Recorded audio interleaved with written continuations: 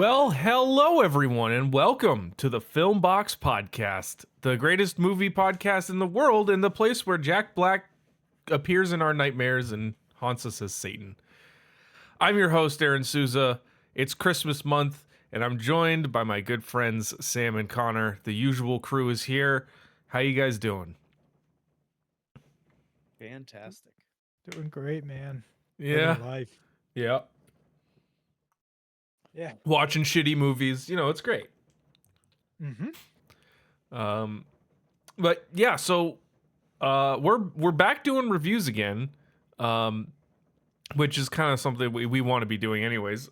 So we are this week reviewing Dear Santa, which is the new Christmas thing Movie. that Jack Black did. That came out in November, and it is certainly something, and we will talk about it. But before we get into that, we got to talk about what we've been watching lately and what we're drinking. Boys, who wants to kick us off, Sam? Yep. Well, I watched 4 movies. Hey, better than none from last week. Better than none. It's an improvement.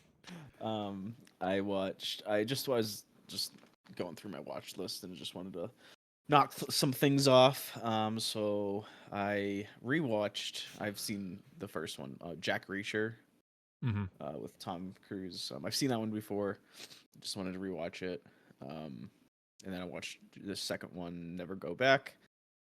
And then I've watched Hansel and Gretel, Witch Hunters. Mm-hmm. One with That's Jeremy an Renner. interesting choice. Hey, again, I was just on Which my one's watch that? list. It's the one with Jeremy Renner and Jeremy Gemma. Renner? Yeah, and Gemma Arterton, where her fucking tits are like pushed up like the entire movie.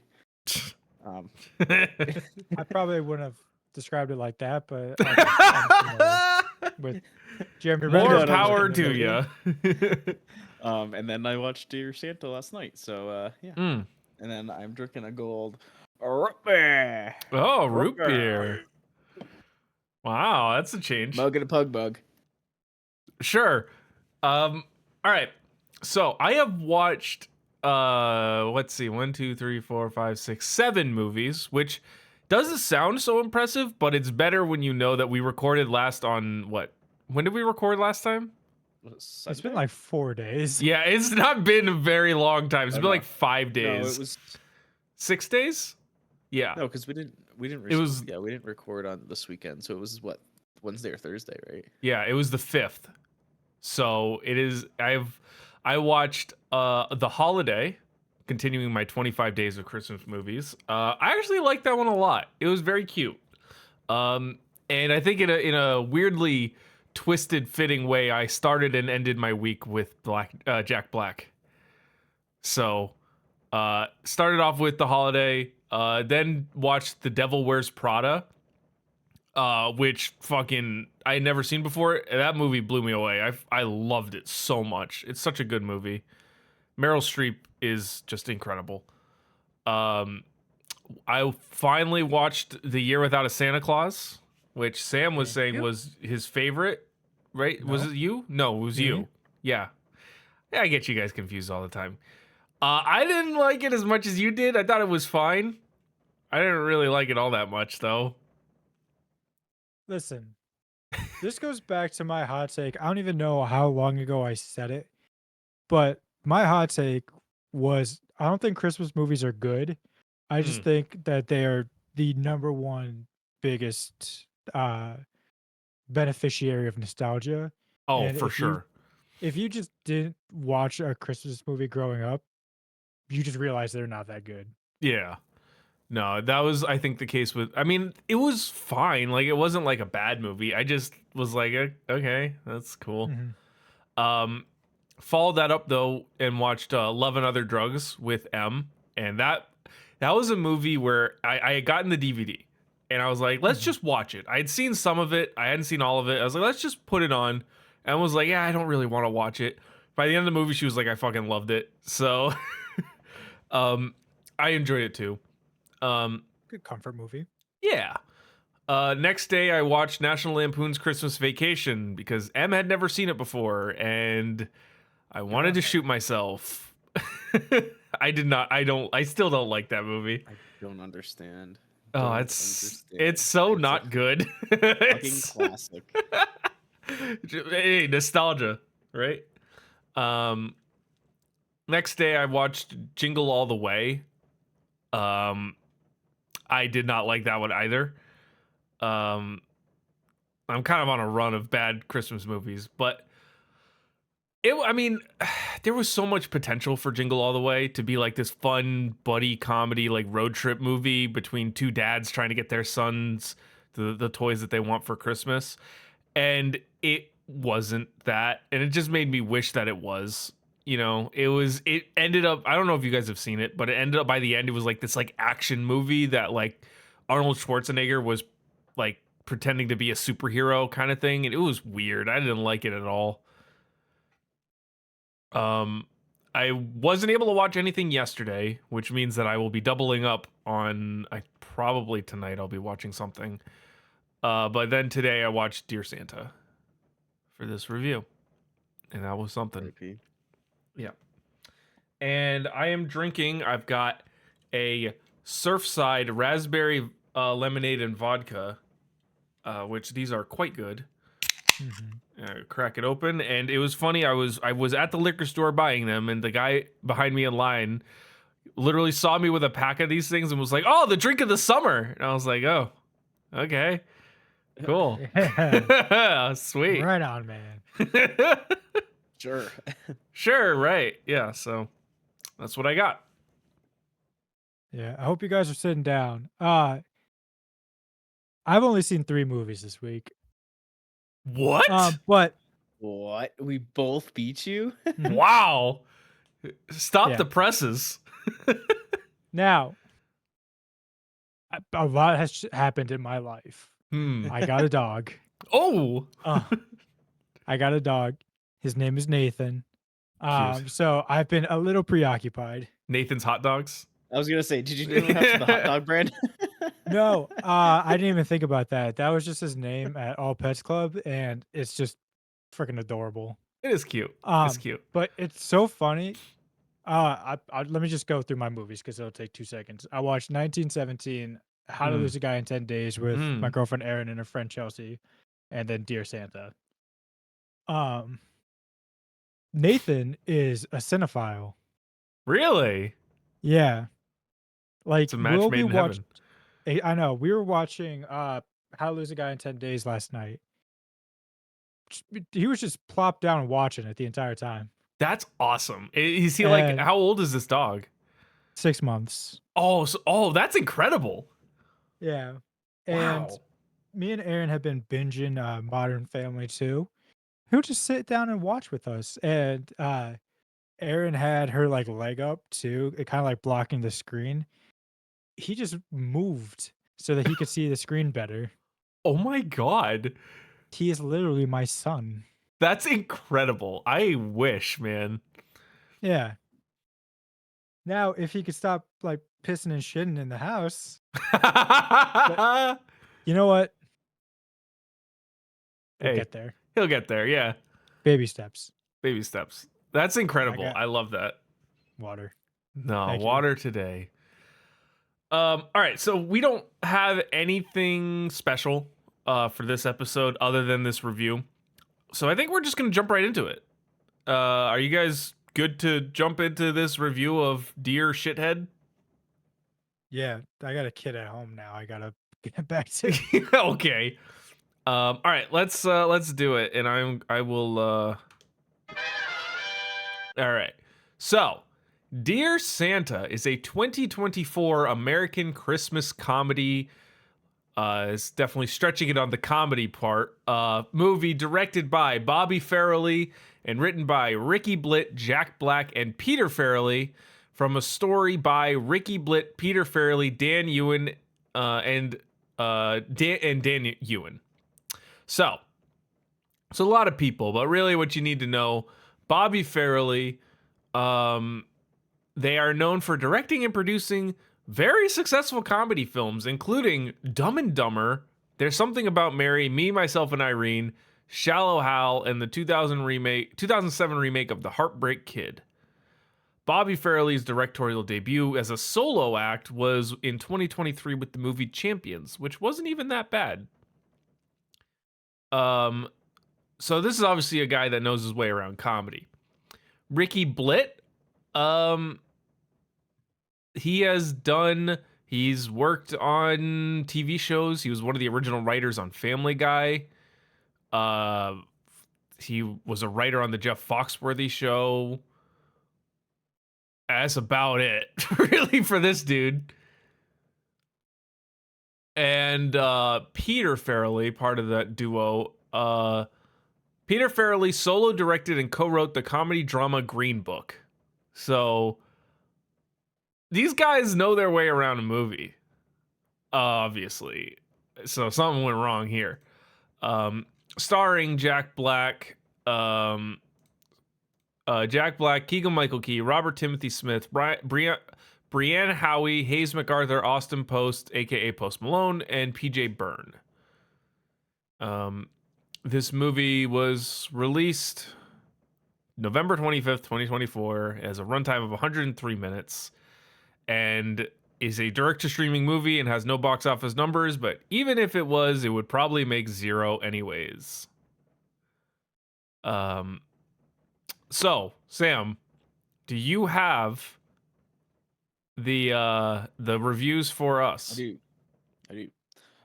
So even though this movie just came out a couple weeks ago, a solid 19 reviews on Rotten Tomatoes, and it's sitting at a whopping 21% right now. Woo! Oh yeah. With an audience score of 46%, so they're both rotten. Yikes. Couple Google reviews I got. There's actually quite a few 5-star. Yeah, I noticed this when I was looking up the movie earlier. People on Google love this movie. The people on Google are just on crack. Yeah, there's like a bunch of 5 stars and a bunch of 1 stars, and then nothing in between. Where to say? Okay. This one says Jack Black's latest movie is an absolute blast. From start to finish, his infectious energy and comedic timing light up the screen. He plays a role that perfectly balances heart and humor, showing off his remarkable versatility as an actor. The story is both engaging and full of surprising moments that will keep you on the edge of your seat. What really stands out, however, is Jack Black's ability to bring depth to his character while delivering the hilarious moments we've come to love from him. Smorcast also shines, adding layers to the plot and making this film truly ensemble effort. Whether you're a fan of his earlier work or just looking for fun, feel-good movie, this is a must-watch. Highly recommended. This is a guy who found this helpful. Oh God! This is a guy who's seen 3 movies in his life. That's kind of like my favorite trend on like Twitter right now is when someone has like praise or criticism for a movie, it's just like guy who's seen 1 movie. Yeah. It's like this guy has literally seen like 4 movies and is like, well, some of them were bad, but this one was, I mean, the depth to this character. Oh yeah. Man, when good characters Lord. can be happy And sad? Yeah. When they can be goofy but also serious. Whoa! And I got a couple good 1-star ones. This film looked like it was filmed all with a camcorder. It sucked. Didn't even look like a movie. It looked like a soap show. Only Days of Our Lives looked better. I'm so happy I only paid $6.99 to watch. I won't be buying the DVD. No, brother, it's If this is the free. way, You got scammed. If this is the way the future, if this is the way of the future films to be made, I will be saving money, not paying to watch. Well, Sad I had to give it 1 star. Anyone who gave it more than 1 star must be getting some sort of kickback for additional stars to rate higher. And I like Jack Black, but he must have only did this film for the money. no shit. Man takes job for money. Yeah. Whoa. But also, like, you paid $6.99 to watch this movie. If this is how the movies are really going to be, then I'll be saving money paying $6.99 to watch them at home. I pray to God that this person meant they spent $6.99 on a Paramount Plus subscription and I not hope so. Yeah. they And not rented this movie. six Yeah, ninety I nine think to that's what he rent meant. this movie. And then this Oh. last 1-star review says, "What are we doing? First there was Violent Night. That Eh. ruined Christmas for me. Santa running around and killing people. This one, I honestly had high hopes for it. I had seen Red 1 before, Hold and on. even being Hold on. Sorry. High hopes for this? Timeout. I had high hopes for this Wait a one. minute, something ain't Huh. right." Flag on the play. You saw the trailer and said, wow, that looks like a great movie.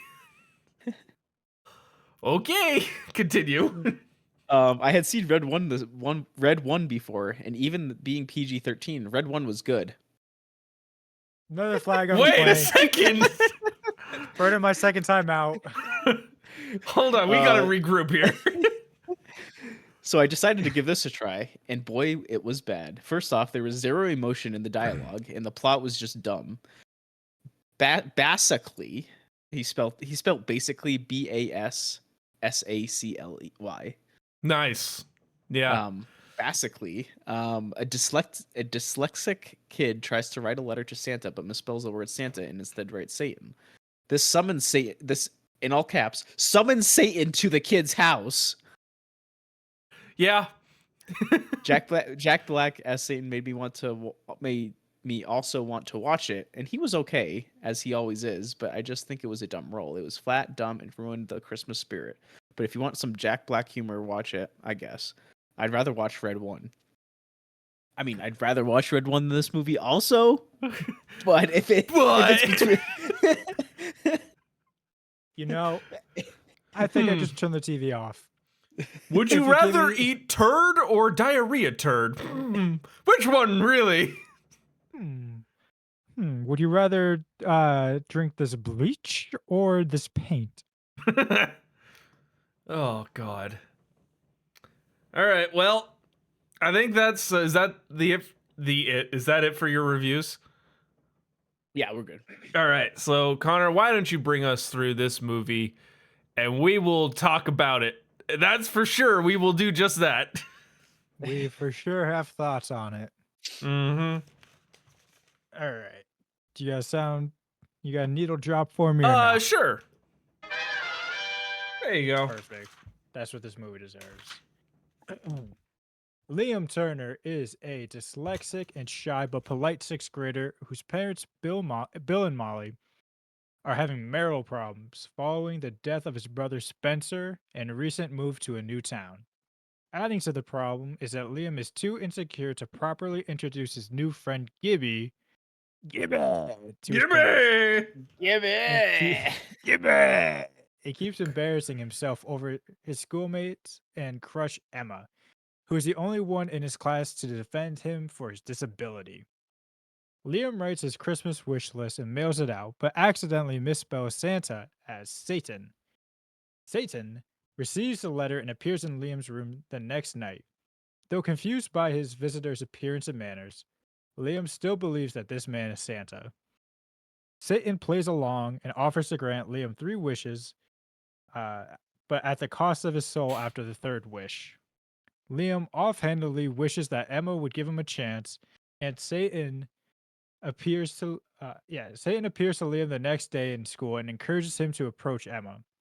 Despite his awkwardness, Liam succeeds in getting a date with her at a Post Malone concert, with Satan even providing the VIP tickets. This movie started off so fucking depressing. Yeah. Literally, the opening scene was like a depressing Christmas house, and then the two parents straight up yelling at each other while the kid was in his room. That's such a shit way to start a movie.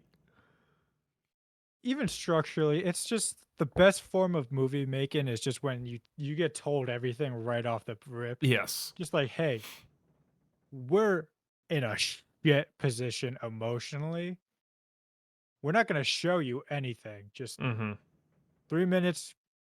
There you go. Yeah.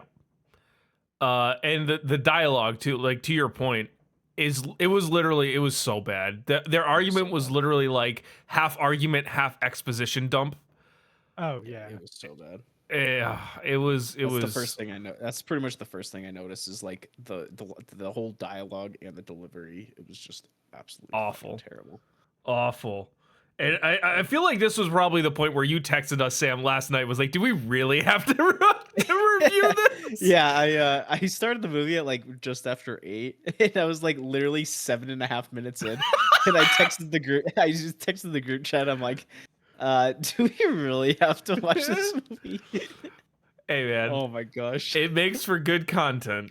that is true. We do it for the pod. Do it for you viewers. Yes. But no, literally, like this whole intro is just fucking depressing. But like they do all of this exposition dump, like, yeah, we're in a fight, and you know, the parents are fighting, and the kid comes downstairs, and then the parents are taking jabs at each other still while their child is present in the room.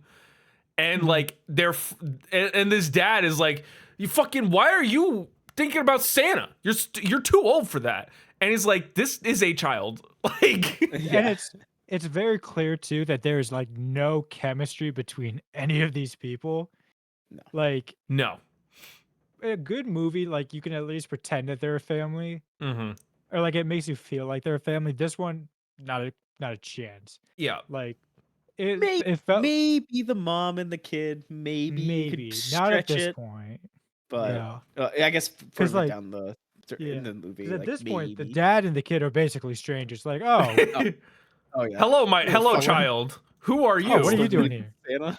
Oh, oh, you have interest? Like he was about to say, like, oh, you You have have like a friends? You have friends? you play football? Since when does this person that lives in my house do these things? But even like the things of like the dad's about to say, like, oh, should you really be writing a letter with your disability? And the mom has to like jump in and be like, oh, difference. Whoa. You're learning differences. It's like, did you just meet this kid? Like, do Yeah, you know what you apparently. can and can't say to him Oh my if you're trying to god. protect his feelings? Yeah. But then we move from this depressing ass opening scene to potentially the greatest scene I've ever seen in any movie in history, and that is the reveal of Gibby's fucking teeth. That shit was so goddamn funny. I didn't put it in my notes until after it was like we'll get to it, but after those shits got fixed, because I was genuinely like, oh, this is so mean. I can't put a note down. So funny. Can't, That part actually made me laugh a little bit. Dude, it's just like out of nowhere. Here's this kid. Like, yeah, this loner main character's only friend is a little black boy that has the largest buck teeth, I think, this side of Tucson. Like, it was absolutely insane. This dude's teeth could have fucking landed planes. I'm telling you that much. man was a fucking woodchuck. Literally. Like, hey, how's it going? How's it going, Liam? It's like, fuck off, dude. You need to get those things fixed yesterday. I will say, and we'll get to it later. This movie made me laugh once. Yeah. I think there was one moment where I actually there's like one or two moments. I think I might know which one it was. I might have written it down. Yeah, I think it might be the same thing, but We'll get to it. yeah, we will get to that. But no, it was just so weird, and it's so weird too that like Liam, the main kid, he is like, the parents want him to have friends, and he has this friend, but he's like, oh, he has cancer, because that's believable. Why you'd be friends with a kid? Yeah, It's like, huh? This movie. What? I don't get it.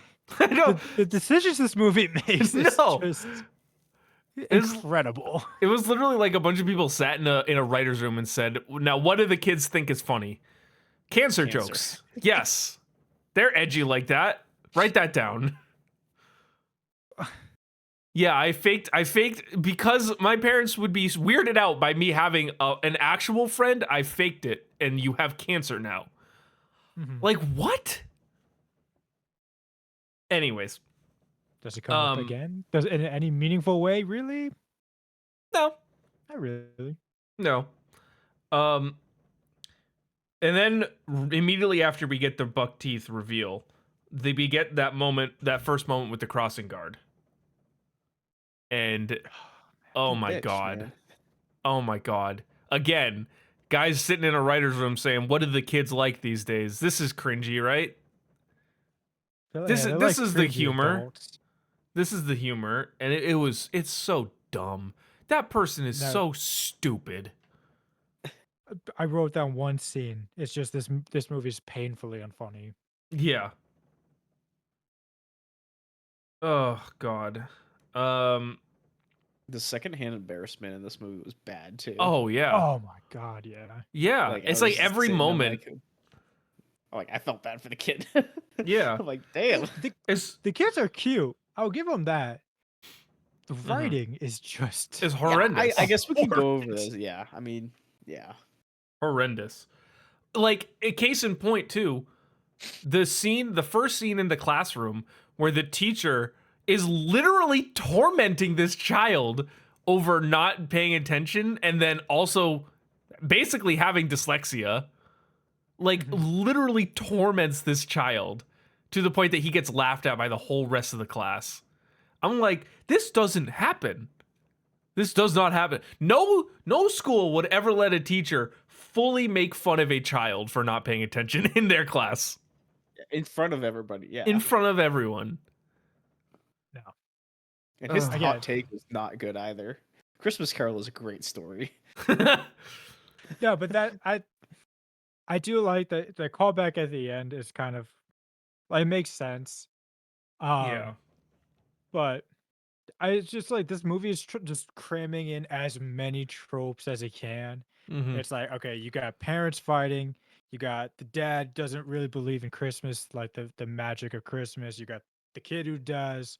You got the mean teacher who, um, like just you hate to see. You You got the Yeah. kid, you know kid you would hate to see him outside of class too. The you got the kid bullies. The Yeah. kid getting bullies, bullied. Yeah. The main love interest standing up for the main character in an opening scene. yeah. The kid being too shy to Yeah. finish a sentence with the crush. Yeah.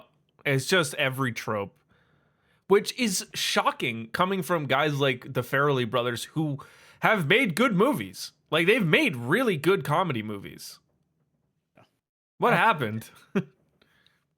It could just be like a sign of the times. Like Mm, you were able to make good movies then, but like you're trying to make a movie about kids yeah.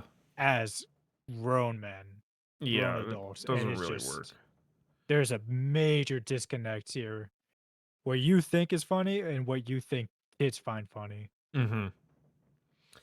I also didn't like the way that they kind of introduced for real that this kid has dyslexia. Like with Emma being like, yeah, well, Einstein had dyslexia too. It's like, it's just that whole scene was just weird. It just didn't fit. It just did not Mhm. fit at all. But Yeah, then we just get, cringy. yeah, then we get Mr. Jack himself, the Satan. So this kid writes his letter to Santa and he spells it Satan because haha. And then Satan shows up and it's Jack Black. And it looks like Jack Black and it sounds like Jack Black. And it's basically just him in a suit being Jack Mhm. Black. And I hate it. I hate it so much. I hate it so much. I feel like this could have just been an SNL skit, and we would have Hmm. all just been better off existed. Hmm.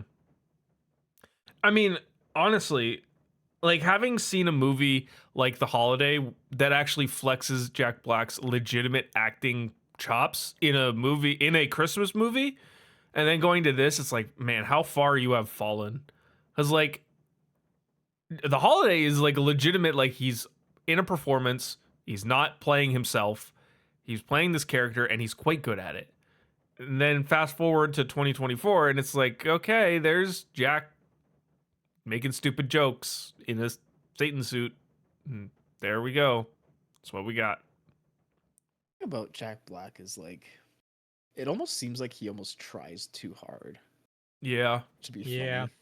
like, don't get me wrong, he's a solid actor. I mean, in some of the dramas he's been in, like I think he was in King Kong, right? The original Peter Yeah. Jackson's King Kong. Yeah, like that, he did great in that. Um, Hmm. but I don't want to like undermine Chris Farley, but he almost reminds me of like that slapstick comedy, almost Yeah. kind of. Like he just tries way too hard. Yeah, he overacts, and He here overacts, especially, yeah. it's very overacted. Like Yeah. it's like the energy is down here, except for whenever Jack Black does anything in which the energy shoots up to up here, but not in a good way, in a jarring way.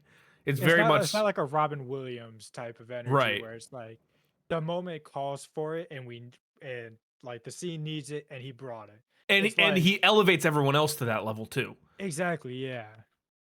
Like It's if just you're in a like scene with Robin Williams, it's gonna be here, and you're gonna get it, unless it's a very serious role when it has to be.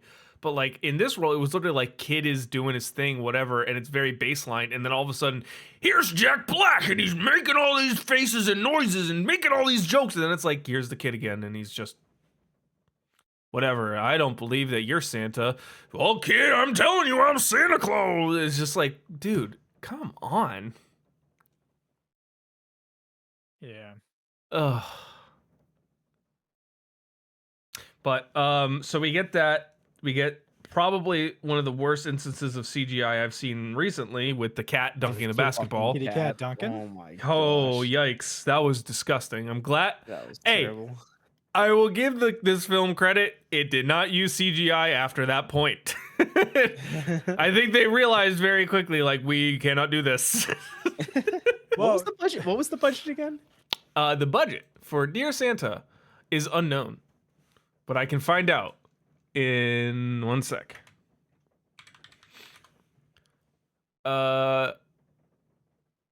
I might be able to find out in 1 sec. Hold on.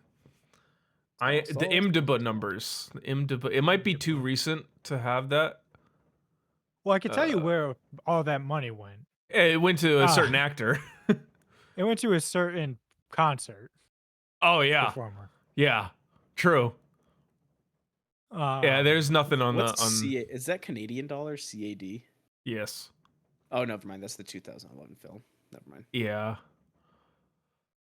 When I was like looking up this movie on Roku, like it wasn't loading, and when I typed in I just did the voice thing because I had Nathan on my lap and I couldn't really like look it up.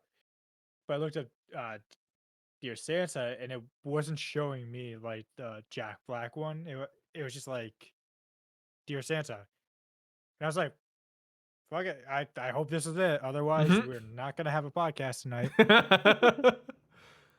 Oh my goodness. All right. All right. Where do we need to move on to the next section? I think we do. Was this I will say his appearance, didn't love his appearance as the devil, as Satan. When he briefly switched to being Santa, I was I like, you didn't know mind what? it. Jack Black could actually make for a passable Santa. Yeah. Yeah. And to that point too, again, not great when his look is not great as Satan, but also when he disguises himself as Jack Gibby's dad. when he's Jack Black. It works. Hey, I was like, hey, this actually kind of works. Is it the dad or the uncle? It was his dad. Yeah. He was cosplaying as wait, Gibby's wait, dad. When he to saw the himself as teacher the- out. He referred and- to himself as the uncle. Yeah. Yeah. Also, this first scene, yeah. So this is also when he goes and gets convinced to ask out Emma, and like, I was sitting here thinking, like, man, Satan's not that bad. Like, he's kind of a chill dude. He's kind of a good wingman. Like, he doesn't seem really all that bad. Just a chill guy. He's just a chill guy that wants to see his little buddy get a date. Yeah. I Are mean, we that too hard on Satan? persisted. That persisted the rest of the movie. I was like, hey, this guy's kind of chill, man. He doesn't really do much. He's not See, that that's bad the a whole dude. thing. I feel like they should have had him be a bit more mischievous because all he Yeah. really did was just make that one guy shit himself. Yes, he did. That was it. That was his mischief. All right, we'll talk about that when we get there. Let's go to the next section. All right. Liam later tells his mother and Gibby about his encounter with Santa, where Gibby informs him of his mistake. With Santa and Satan. Liam confronts Satan and tries to get out of the deal, but Satan refuses and tries to entice him into making his 2 remaining wishes. Liam returns home where he finds his parents waiting with child psychologist Dr. Finkelman because of their worry that Liam's fantasies are gradually getting out of hand. The session is interrupted by Gibby and Satan, who take Liam to the concert. With a little help from Satan, Liam is called onto stage by Post Malone and amidst raving cheers, dances on stage alongside Emma and Malone and alongside Emma, Post Malone, and Satan, followed by a cheek kiss from Emma. Gibby, who feels left out, leaves early after a girl rejects him due to his overbite. Um, so we can talk about it now. The shark joke is pretty fucking stupid, right? Yeah. Again, this movie has like no idea what jokes it wants to make. Yeah. Like it's I'll say it's a very PG movie. Mm-hmm. It's so immature. I mean, literally, the most mischievous thing that Satan does is make a teacher shit himself, and that bit goes on for way too long, so long. It's Yeah. like, guys, let's wrap it up, please. With the most Um, fake sounding little squeaky yeah, farts. like mouth farts. Yeah, I can't do them, but what's this? PG Um, 13. Yeah. and then the shocking part too for me, like story wise, this kid talks to his parents one time. Is like Santa came and visited me, and he's a child. And the next day they have called a visit with a child psychologist because they are worried. This kid talked about Santa one time, and they're like, "This is out of hand. What the fuck is going on?" Complete strangers. They've never met this kid before. Apparently. And It's kind he of is 11. He is 11 years old. It's not unfeasible for him to still believe in Santa Claus. yeah. No, I mean, and I will say this too. This is kind of off the point, but still related. Man, I'm so happy I love Transformers 1 because I kind of feel like Keegan Michael Key is starting to trend towards that direction of actors I am just not excited to see in a movie. Mm-hmm. When he showed up, I didn't know he was in this movie. I had Me no idea. neither. He showed up. I was like, yeah, of course, that makes sense. This is the kind of movie Oh, that Keegan Michael absolutely. Key would be in. It's not even like there's anything wrong with him. It's just the movies he does. Yeah, right. And it's just like it's the same type of character. And it's just like, can we just fast forward a bit? Because whatever jokes you're about to do are not gonna be funny. No. The Like the and choking bit. yeah, speaking of bits that go on for too long, that was another one. I was sitting there like, all right, let's wrap it up. Come on, guys, let's wrap it up. Um, gotta say though, Post Malone, very much enjoyed. I liked him in this movie. I thought he was fine. Yeah, he's fine. They really treat Liam like he's a Make-A-Wish kid this Yeah, they entire do. movie though. They do. It's weird. And this is where I think my favorite joke of the movie came in, and I don't know if this is yours. But it was when Satan said, "Yeah, I might be Satan, but even I can't be Ticketmaster," or whatever it was. I thought that was Yeah, pretty funny. that wasn't my bit. Okay, fair enough. Um no, it's just so funny this whole concert. It's just like we live in the world. We know what a Post Malone concert looks like. Yeah. Is this a charity event? there's like maybe 200 people in this concert, Yeah. Yeah. and most of them are children and old people. I don't know, Yeah, man. and then they brought him out on stage, and I was like, "What is going on? This is This is disgusting." this is every yeah. This is why it put in my notes. It's like, is this kid like a Make a Wish kid? Because Yeah, like it just felt so inauthentic, and then every bad movie has to have like, it's like a Nickelodeon thing where they have to have like something for their commercial, just people dancing and everyone just having fun. yeah. And I was just like, oh man, I just want this scene to end. I I literally I couldn't watch. I was literally like turning my eyes away. I was like, I just can't watch this kid Again, the do. secondhand embarrassment is Yes, literally. I was like, Yeah. why am I watching this child do fucking air thrusts on stage with Post Malone? What is happening? I don't know about you guys, but my parents would have definitely would not have let me go out at like 8 or 9 o'clock at night with some random kids No, that they've never met. no. Like On the to advice of Keegan Michael Key, of all people. Yeah, and then Well, you're like, oh this yeah, is where they're gonna go to my chemo appointment. I'm like at fucking eight yeah. o'clock at night. Yeah, what? First off, yeah.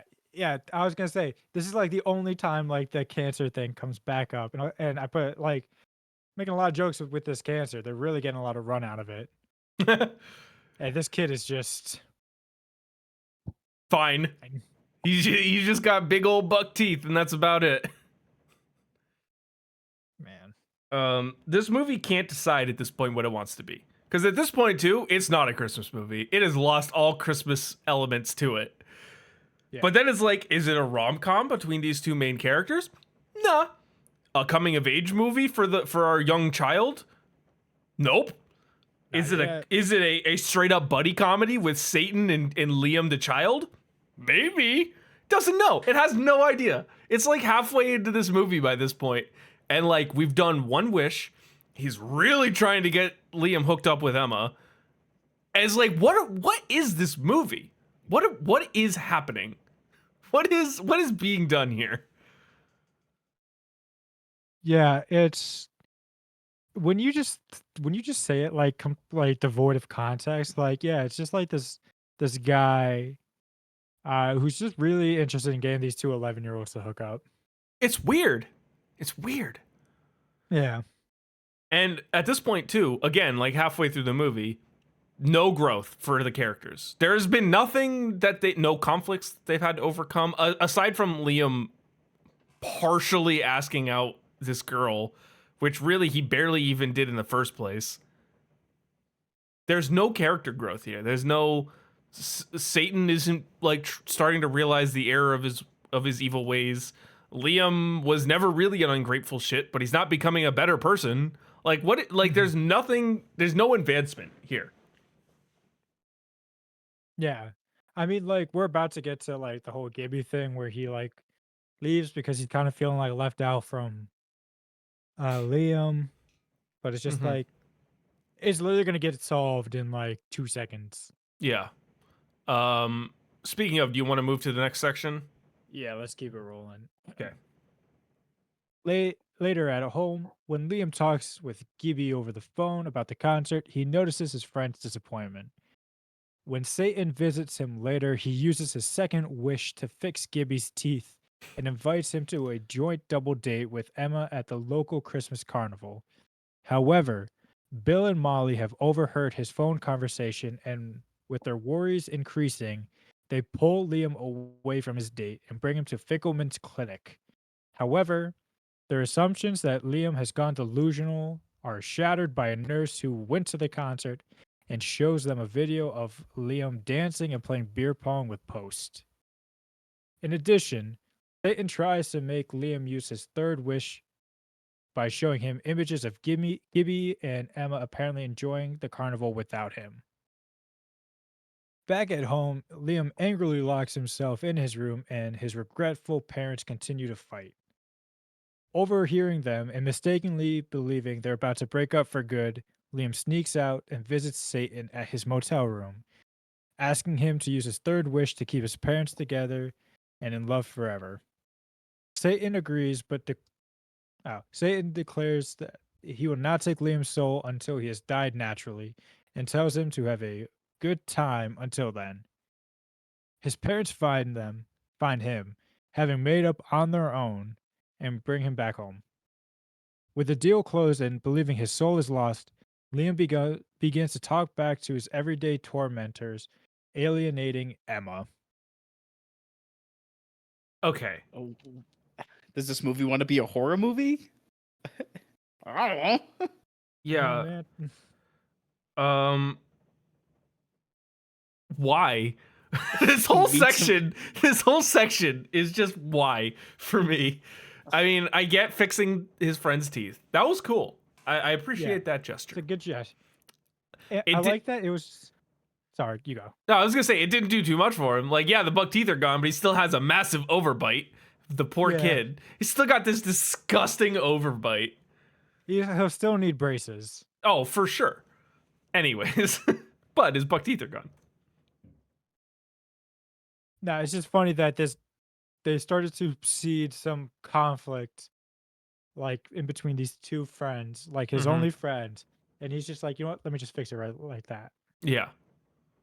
His teeth are better. Everything's good. Boom. Also, what in the world?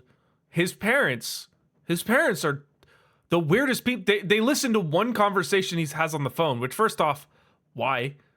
And second off, why don't you just ask him about it? No, instead they kidnap their own child from a carnival and take him to a medical clinic to get his brain evaluated. This is what actually got a chuckle out of me, because I was like kind of fading out of like paying attention at this point, and it was when Finkelman was like, I hate to break it to you, he doesn't have a brain tumor. And the Okay. dad's like, damn it. Yeah, that was pretty good. I will admit that was good. And the mom's like, "What the fuck? The fuck? No, it's the next worst thing is Satanism." It's like I just don't. There's We- an interesting avenue to go down there. If it's like, Yeah, hey, maybe his parents are super religious and they keep hearing him talk about Satan, and they're like, hey, what the fuck? yeah. Meanwhile, his kid has literally told him, "Yeah, Santa Claus was Satan disguised himself as Santa Claus and visited me in my bedroom," and they're like, "Nah." First off, I'd be like, are your windows locked? Yeah. Is there someone Is coming there into our home? Yeah. Like, wait a second. um, lock his room like they do like Harry Potter. I also hate how much this section of the film really hones in on the parents for no reason. Mhm. Like, they are not essential parts of this story at all, realistically. But man, did they really hone in on their relationship and these two people talking at length. But what I'm confused about, until you just read it just now, I did not realize that they made up on their own at all. I thought that was the wish doing its magic. Oh, because he said he didn't do it, right? Yeah, no, later he says that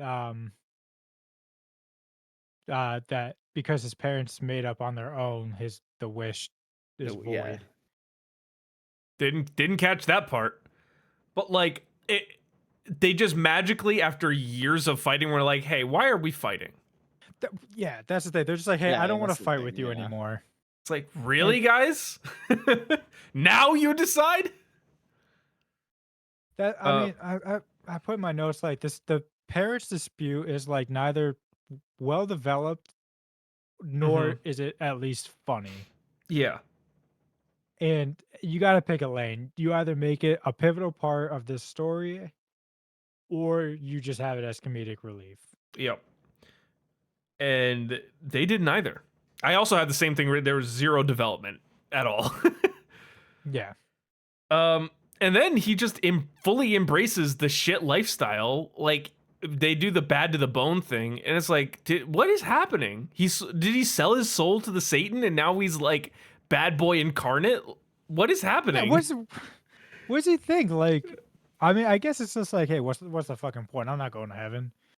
Like, why be good? But like, Because he thought he sold his soul, but sold his soul. What? Sold Yeah. his soul. There Jeez. it yeah, you is. got it. I love that. So what? But like again, like goes back to like that he didn't actually grant the third wish, so he couldn't get his soul. So No, it's just which like, just makes Semantics, sense. Like, really. and it's just one of those things where it's just like, again, there's no like lead up to the growth Yeah, of no. like this kid like kind of developing a spine so that he can stand up for himself. Never really like built up to at any point. It's just like, all right, people don't kind of honestly. It's not even like he's picked on. People just don't really fuck with him. Yeah, they just don't care about him. Exactly, He's just your average everyday loner kid at kid. school. Yeah. He's Like just a not part kid of the with popular group. He's just a kid. yeah. It's not like he's the nerd who's getting picked on by everyone. It's just like, oh, the crossing guard who takes their job so serious, who's probably mean to everyone, is besides like the people who acknowledge her, Mm-hmm. and his teacher who is just a dick because he is a sixth grade English teacher. Yeah.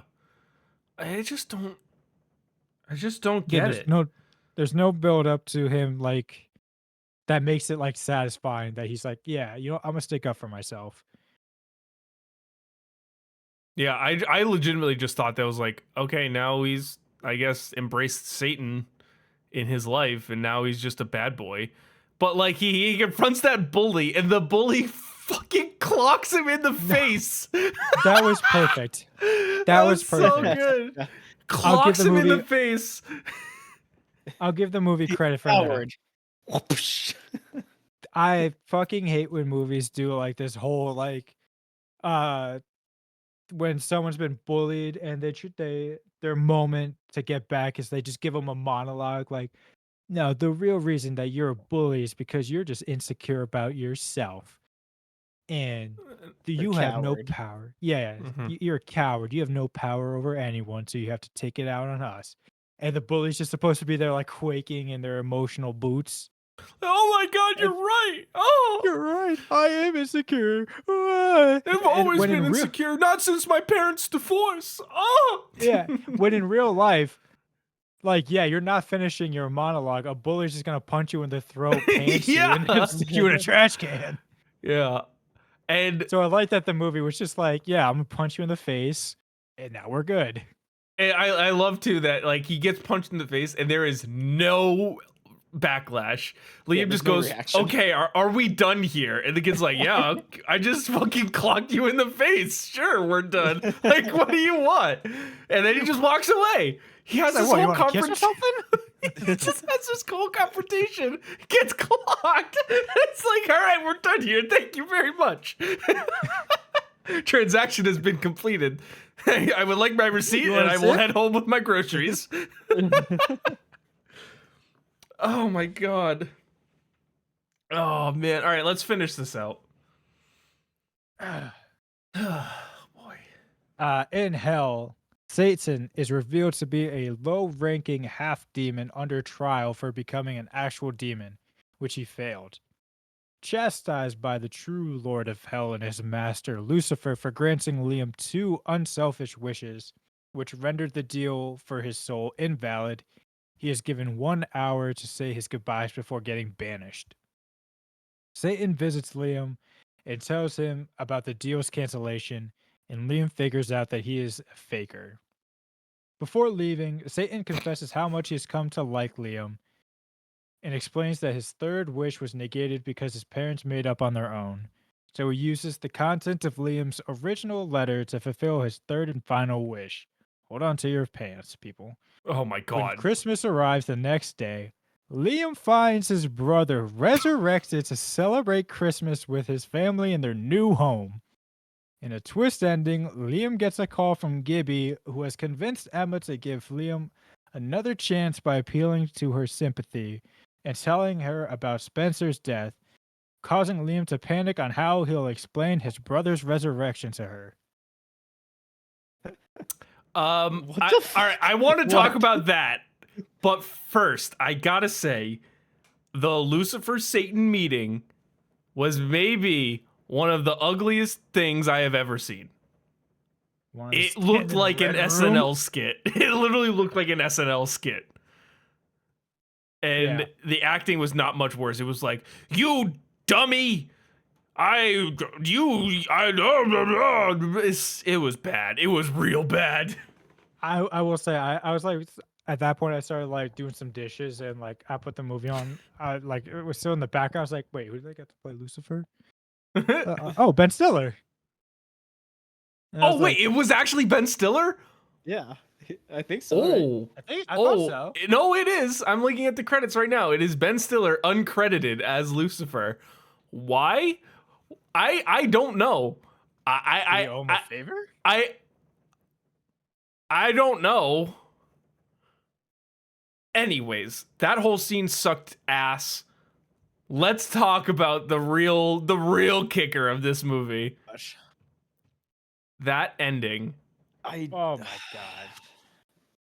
You know why I hate just like the theory of like time travel and everything?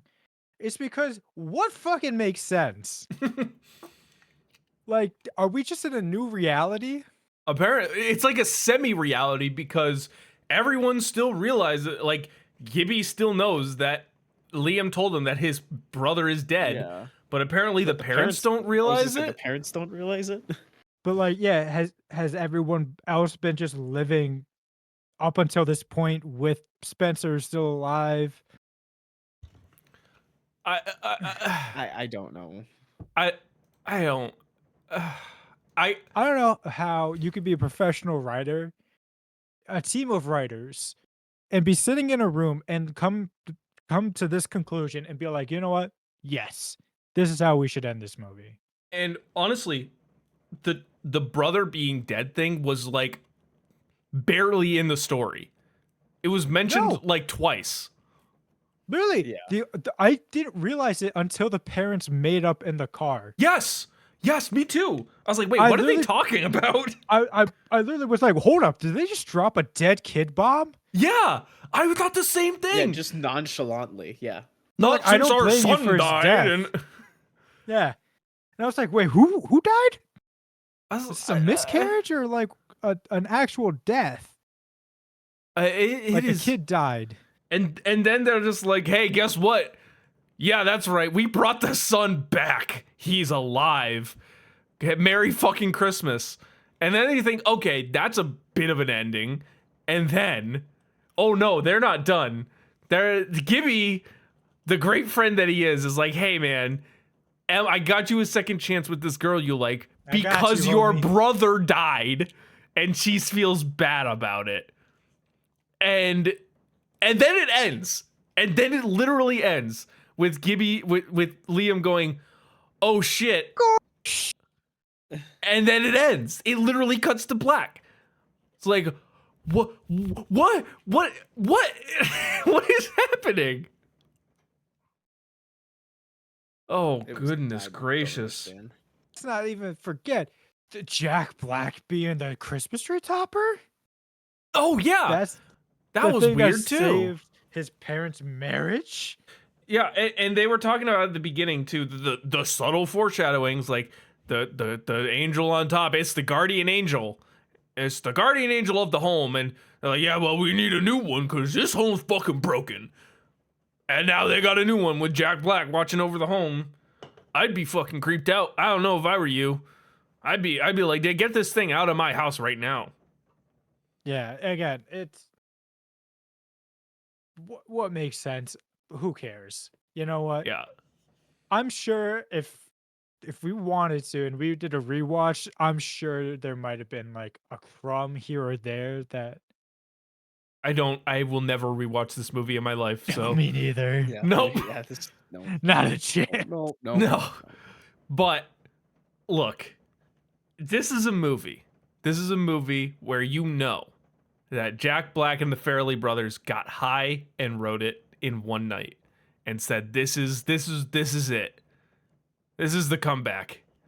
This is it, Chief. And then they made it and said, "Wow, this sucks." I But don't even think that's the case. I think they said, "Hey, Jack, you want to make a quick like 5 mil?" He was like, "Sure." yeah, wild. What a terrible. I just love to Cinnamon Joe on Letterboxd watched this movie and gave it a half a star. And again, I have not once seen this man give a movie a half a star in my life. And he said, up there with one of the worst endings in recent memory, burn it to the ground. That was his review. And he's right. This ending's really bad. Oh boy. All right. Are we ready? Let's do our scores. Let's wrap up this this dog shit movie. First off, so we got 4 categories. If you're unfamiliar with how this works, we got 4 categories: acting, story, script, audio visuals. Whoa, voice crack. Holy, Yikes. woo! It's puberty time, ladies and gentlemen. No, so acting, story, script, audio visuals, and enjoyment. And the enjoyment is our overall score for the movie. But we'll start with acting. Who wants to go first? I'll go first. All right. Uh, I'm gonna give this a solid 1. Yeah. Um, there's not a lot redeeming here. To be honest, even like the kids are cute, but they're still kid actors. Yeah, it really, And honestly, and like I'm not gonna shit on kid actors, but it wasn't anything great. yeah, it's just like it's kid actors. You Mm-hmm. kind of it comes with the territory. Mm-hmm. The adults, on the other hand, eeh, Yeah. like you were saying earlier, Jack Black just did not match the movie, energy wise, tone wise, just nothing really worked. The parents really just felt like there was just no chemistry with anyone. Like the only benefit of the kids is that like they felt like friends.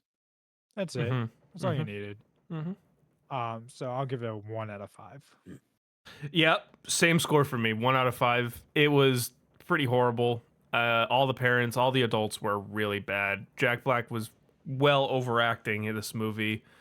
But I like Post Malone, and I felt the actual friendship between Liam and Gibby.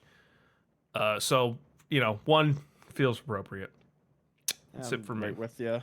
I'm right with you at a 1 also. I think the kid actors did the best they could with what they were given. Yeah, true. I mean, I don't think they did a terrible job, but I just Mm-hmm. think that given a better script and stuff, I think it would have been better. Yeah. I haven't seen Skeleton Crew yet, but what's his Liam? He's in that, so Oh, interesting. yeah, Okay. so I'll have to see how he is in that. Yeah. I was gonna say, I think Um, he's only been in one other thing. Yeah, That's and then Wolves. Gibby hasn't been in anything, I mean, so so not yeah. bad. I mean, we'll see. Robert Timothy Yeah. Smith, but that guy that played Liam, but yeah. Mm-hmm. So All right. yeah, Next, we've got. Oh, go ahead. Sorry. I just said 1 out of 5. I was just gonna Okay. say my score again. Yes. All right. Next, we've got story/script. I will kick this one off. It was a real hearty, strong 0.5 out of 5. There is hardly any redeeming qualities. I laughed one time. We talked about a couple moments that made us chuckle, but also this has an awful ending and is just really horribly written, and it's just a bad story overall. So 1 out of 5 or a half out of 5, 0.5 out of 5. Yeah, I'm 0.5 out of 5 also. I don't know what else to say besides it just was not good. Mm. And like I just didn't like it at all. Yeah. So boring. It's so boring and took me out of the movie almost instantly. So 7.5 minutes in, to be exact. yep. We said All right. story and writing. Yes. Story/script. Yeah, I have to. Um, yeah, it's very clear that everyone behind the scenes with the script had no idea what movie they were making. Um, and it's one of those movies where there's really no performer can like really elevate this bad of a script. Hmm. So you're kind of just left to like soak it in for Hmm. like an hour 50. Uh like you guys were saying, the jokes really weren't that funny. Because I don't know who they were trying to appeal to. Like Yeah, maybe like an 8-year-old would love like the shark jokes, but maybe.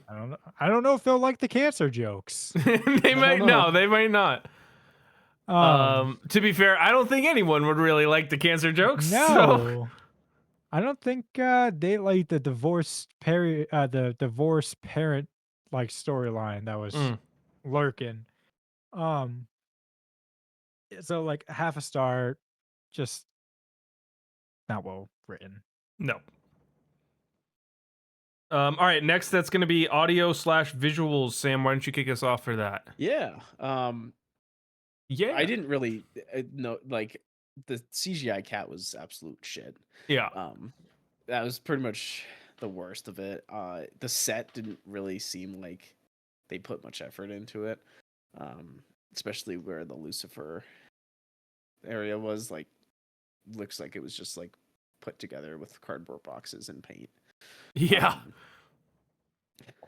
Um, the house I get was fine. I mean, I don't know, but it was just I didn't see any standouts.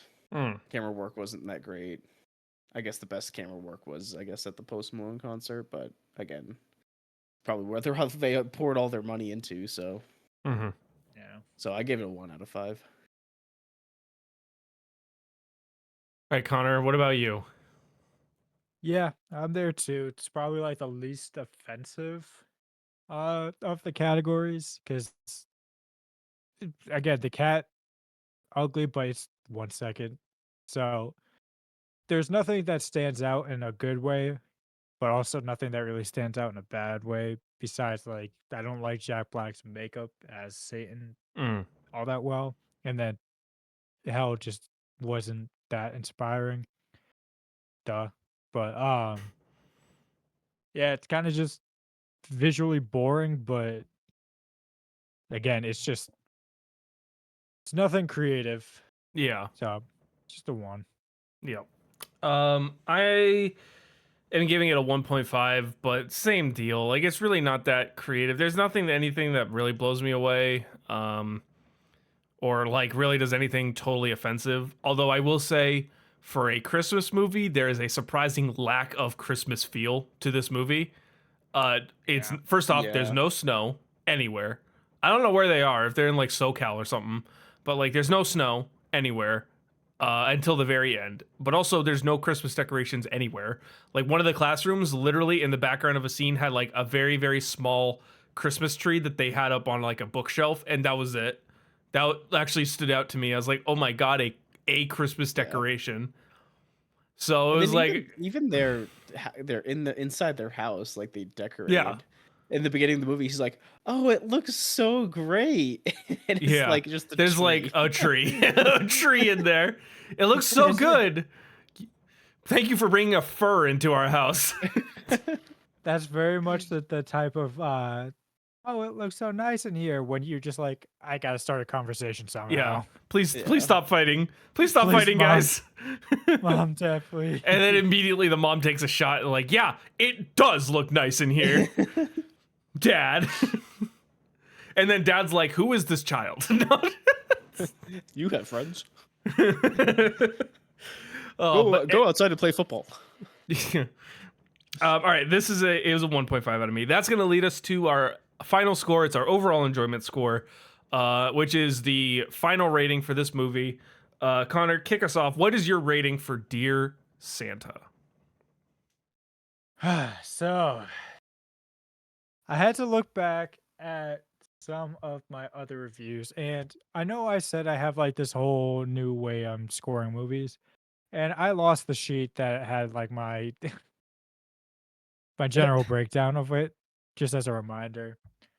But looking at it, like I gave Madam Web a half a star, and I gave Fred Claus 1 star. Where on the spectrum does this movie fall for you? Is the real question. Because both of them I will never want to see again. Mm-hmm. At least Fred Claus made it feel like it was Christmas time. Yeah. This movie, like you were just saying, has a very limited Christmas elements. Mm-hmm. It's like the whole point of it is like it's a Christmas letter, but the kid just messes up and misspells Santa to Satan. And it was like in that moment they were like, "Well, that makes it not a Christmas movie anymore." Mm-hmm. So I guess you know what? I'm just gonna do it. I'm giving this half a star. I'm sticking with my gut. All right. Yeah, I like that. All right. My rating. I'm also looking at my scores here. And I initially was gonna give it a 1. That was my first thought was a 1. But then I was thinking, is this on the same level as Madam Web? And I thought to myself, no, it's worse because at least Madam Web was I was ironically funny. And I would watch Madam Web again just to laugh at it. I would watch it You again. know what, too? I've seen a lot of like screenshots of Madam Web pop up. Madam Web was shot kind of like well. Yeah. Like some of the No, screen grabs are like kind of nice. it looks I good. might have, yeah. Also, We might have the more Madam Web re-review next year. We're that's way our too hard. 100th that's our 100th episode special. That's our Our 200th episode special. revisiting Madam Web. No. I'm dropping Fred Claus to half a star, by the way. Oh God. Oh, Okay. Now that I okay. think about it. Okay. So that got me thinking. I was like, is this a half-star movie? I don't think it's half-star bad, but I don't think it's 1 star bad or good enough to be 1 star. So I'm giving it a 0.75 as my rating. It's smack dab in the middle of the two of those. That's what I got. All right. Yeah, I'm also looking at my scores. I am not seeing any movie that is worse than this. So Sam's too nice. I'm not seeing Um, any movie that is worse. I don't. So we were speaking about Madam Web. Did you guys notice? Might have been some bad ADR in this movie too. Yeah, there was a couple instances. Because I think did I saw notice. Gibby like not talking but talking. Mm-hmm. I wasn't sure if you kind of noticed that one too. I did. I How could did you catch Okay. a couple through those Okay. giant chompers of his. through those landing strips he's got on his fucking face. It's a but fake kid. We can make fun of it. I have no intention of watching this movie again. It is not a Christmas movie for me. It's hardly a Christmas movie. So I was again with you, Aaron. I'm gonna give it a 0.75. I like that rating. All right, that brings our score to a an overall rating of a 0.67, which, if you're paying attention, is now our lowest rated movie on the list of movies that we watched. 38th out of 38, with a just below Madam Web and just above Nothing because it's the worst. Congratulations, Madam Web. You have promoted. Yeah, somehow Madam Web is no longer the worst movie we reviewed on this podcast. I'm actually gonna change my score to Madam Web to a 4. I'm just kidding. 5 stars. It is the best movie we've ever seen. No, It's been redeemed. so a 0.67. Um, A is not good, and that's that. That is Don't the waste your time. definitive score. Don't waste your time. Yeah, we wasted our time, so you didn't have to waste yours. All right, well, that's going to do it for this episode. If you like what you listen to, leave a rating, subscribe, follow us on your favorite podcast platform. It really helps us out. This is episode 101. We're on the track to 200, so 2025 is right around the corner. I'm looking forward to it. It's going to be a great year, and yeah. You can follow us on socials. Those will be linked in the show notes below. Also, go to our website, firstpicturehouse.com, and you can see all of our new articles and things that we're writing all the time. It's great. There's a lot of great content there. I just posted an article about the Golden Globe nominations, so if you want to follow along with that kind of stuff, make sure you follow us on our website. And sign up for our mailing list, too. If we have a mailing list on the site, you get every article right to your inbox when we post them. It's great. It's super helpful. Also follow me on TikTok. I post movie content every day. Follow us on Blue Sky. Connor posts all the time now. We're really ramping up the efforts on that end. And follow us on Letterboxd. You can see all 3 movies that Connor watches when he watches them, because he's no longer the movie watching guy anymore. I'm no longer the champ. The no- belt has been taken. Yeah, for a week, and the next week he's gonna come back and like, yeah, I had to make up for it. I watched 37 movies this week. I literally had a movie on it every second of my day all week. But I watched the entire Criterion collection. so beat that. No, you can keep tabs on us when we're watching them. But yeah. Also, Connor, before we wrap up, you got to do the thing. You got some notes for us, some movies for us? You want us to guess some movies? Some notes. Some notes? A sticky Said note? that any worse. I have no idea what I'm it's talking about. It's a sheet still. Still a sheet. Yeah, so I actually timed it out perfectly. So if we keep with our current pod schedule, I will have finished this list with the end of the year. Wonderful. So pick a number 1 through 6. I'm gonna roll with number 1 this time. We're I'm gonna gonna knock roll that with out. number 5. I like it. We've got The Florida Project and The Night of the Hunter. Oh, interesting. All right. Well, stay tuned for that, and we will see you next time. See ya. Toodles.